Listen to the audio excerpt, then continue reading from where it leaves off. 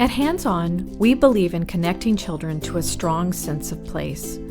We live on the tip of Puget Sound with its rich maritime history.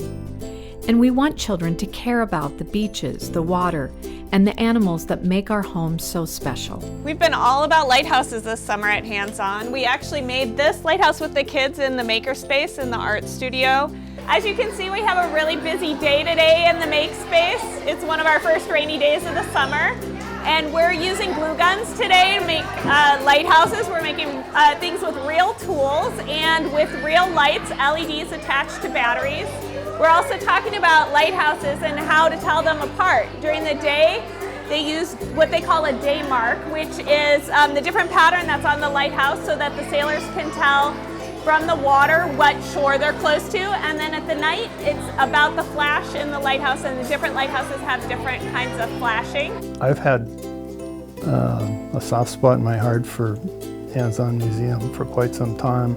I took my grandkids to the older one numerous times and saw the joy in their faces and how much they learned, and the experience was always positive, and there was never a question about going back. They always had a marvelous time, and so I wanted to be part of that somehow. I came to Patty and said, I'd like to do something. She had the perfect answer, a lighthouse, which is something that's near and dear to my heart. The first one I had wasn't big enough.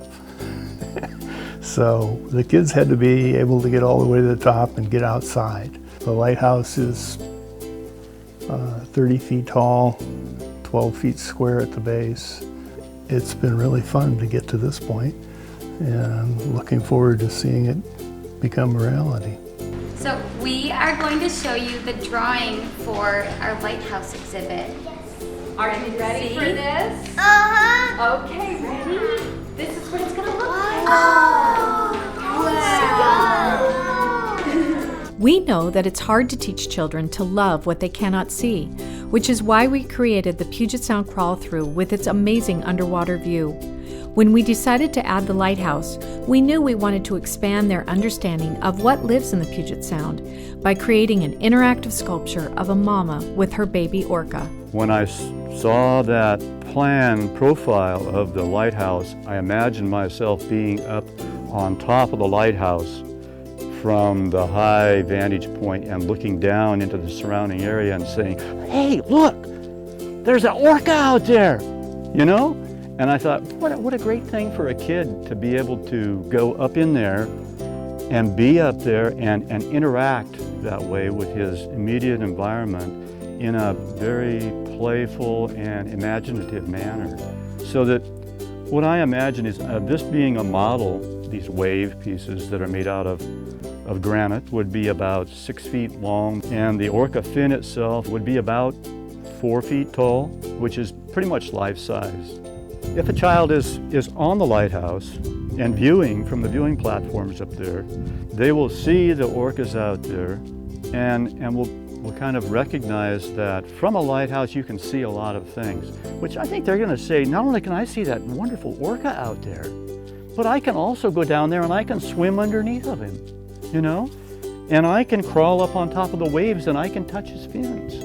I saw a lighthouse in Oregon. It's like this tall. Yeah, that's what lighthouses are for. Attract boats that they're getting close to land.